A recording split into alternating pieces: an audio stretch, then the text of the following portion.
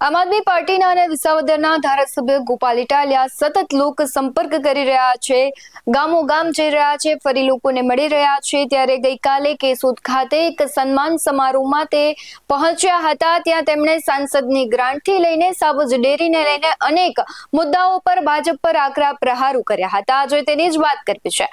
નમસ્કાર, BS9 TV ન્યૂઝમાં આપની સાથે હું ભગવતી વિશાવડિયા। જૂનાગઢ જિલ્લાના કેશોદ શહેરમાં વિસાવદર 87 વિધાનસભાના ધારાસભ્ય ગોપાલ ઇટાલિયાનું સન્માન સમારોહ યોજાયો હતો અને આ કાર્યક્રમમાં મોટી સંખ્યામાં લોકો ઉમટી પડ્યા હતા, જેના કારણે હોલમાં બેસવાની પણ જગ્યા ઓછી પડી હતી તેવું દેખાઈ રહ્યું હતું અને તેના પરથી કહી શકાય કે ગોપાલ ઇટાલિયાની તે વિસ્તારમાં લોકચાહના કેટલી છે।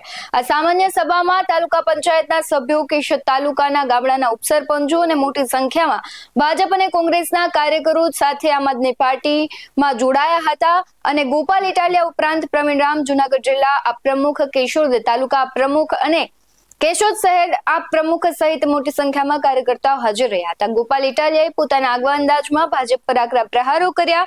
તેમણે જૂનાગઢ જિલ્લાના તેમજ ગુજરાત સહિતના જે મુદ્દાઓ છે તેને લઈને ભાજપ સરકાર પર ટીકા કરી હતી। તેમણે સાવજ ડેરી પર કેમિકલ યુક્ત દૂધના આક્ષેપો અંગે પણ પોતાની વાત રજૂ કરી હતી। આ ઉપરાંત તેમણે કેશોદ તાલુકામાં માત્ર કાગળ પર ચાલતી મંડીઓની લાંબી યાદી લોકો સમક્ષ રજૂ કરી હતી।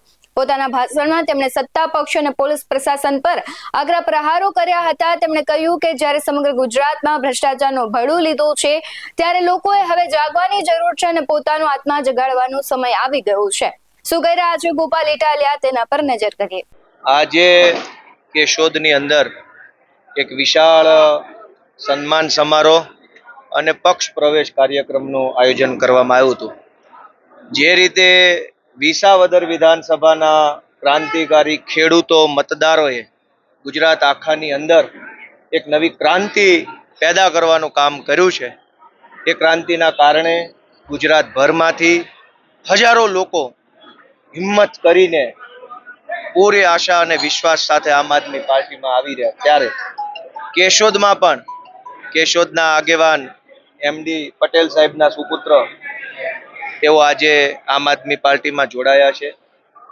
તે સિવાય નિલેશભાઈ અઘેરા જેવો અજાબ તાલુકા પંચાયત સીટના ભાજપના સભ્ય છે હાલમાં, એ પણ આજે આમ આદમી પાર્ટીમાં જોડાયા છે।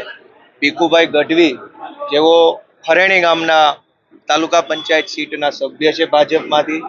એ સિવાય 3 જેટલા વર્તમાન સરપંચશ્રીઓ, 6 જેટલા પૂર્વ સરપંચશ્રીઓ, એ સિવાય ઉપસરપંચશ્રીઓ, જ્ઞાતિના આગેવાનો, વેપારી મંડળના પ્રતિનિધિઓ, સમાજની અલગ અલગ વર્ગના અનેક યુવાનો, એમ મળીને ખૂબ મોટી સંખ્યામાં લોકો આજે કેશોદમાં આમ આદમી પાર્ટી સાથે જોડાયા છે। એ બદલ હું સૌનું સ્વાગત કરું છું। અને વિચારવાનો મુદ્દો કે ગર્વ લેવાનો મુદ્દો એ છે કે 87 વિસાવદર વિધાનસભા પછી તાત્કાલિક કરંટ 88 કેશોદ વિધાનસભામાં દેખાઈ રહ્યો છે। એ બતાવે છે કે હવે 88, 89, 100 ઉપર જ આખી વાત વહી જવાની છે।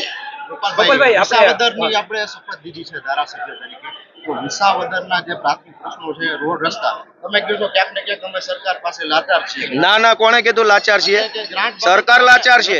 નહીં, સરકાર ભાજપ લાચાર છે। એનું એના અધિક ના પરિવર્તન તમે શું લાવો છો? હા, અમે લાચાર માણસો નથી, અમે ફાઇટર માણસો છીએ। ભાજપ લાચાર પાર્ટી છે, ભાજપના ધારાસભ્યો લાચાર। પૂછો તમે કેશોદના ધારાસભ્યને કલેક્ટર પાસે કેટલું ઉપજે છે એનું? ભાજપના ધારાસભ્યોનું સરકારી તંત્ર પાસે શું ઉપજે છે? કઈ નહીં। ભાજપના ધારાસભ્યો લાચાર છે। સાંભળો, ગઈકાલના છાપામાં એવું આવ્યું કે ગુજરાતના 26 સાંસદોએ 250 કરોડની ગ્રાન્ટમાંથી માત્ર 10 કરોડની ગ્રાન્ટનો ઉપયોગ થયો। શું કામ? લાચાર છે એ લોકો। અમે ફાઇટર માણસો છીએ, ગુજરાતની જનતાએ અમને જવાબદારી ફાઇટ કરવાની સોંપી છે, અમે ફાઇટ કરશું। ગોપાલભાઈ, આપણે ડેરી ઉપર એટલો મોટો આક્ષેપ છે, તો એ આક્ષેપ સાબિત ક્યારે કરશો? સાવજ ડેરી મારી ઉપર FIR કેસ કરે ત્યારે હું સાબિત કરીશ। ગોપાલભાઈ, આપણે દિલ્હીની અંદર જે શિક્ષણ અને આરોગ્યને ખૂબ મહત્વ આપવામાં આવ્યું અને ત્યારબાદ આપ પાર્ટી છે એ મોખરાનું સ્થાન આગળ વધ્યું। હવે આપણે વિસાવદરમાં અપેક્ષા રાખીએ છીએ કે 2 વર્ષ દરમિયાન શિક્ષણ અને આરોગ્ય વિશે તમે શું કરશો? અપેક્ષા પૂરી થશે। ગોપાલભાઈ હરણફાળની રીતે આગળ આમ પહેલાથી જ ગોપાલ ઇટાલિયા છે ભ્રષ્ટાચાર ઉપર આકરા પ્રહારો કરી રહ્યા છે, અમુક એવી પ્રવૃત્તિઓ છે તેના ખેલ પણ ખુલ્લા પાડી રહ્યા છે. ત્યારે અત્યારે જે મુદ્દાઓ કેશોદના જે પ્રાથમિક મુદ્દાઓ છે તેને લઈને સરકાર પર તેમણે આકરા પ્રહારો કર્યા હતા. તમારું શું કહેવું છે કમેન્ટ બોક્સમાં જરૂરથી જણાવજો.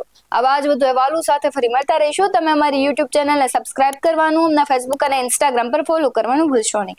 બાકી અમને અપડેટ્સ મેળવવા માટે જોતા રહો BS9 TV ન્યૂઝ. નમસ્કાર.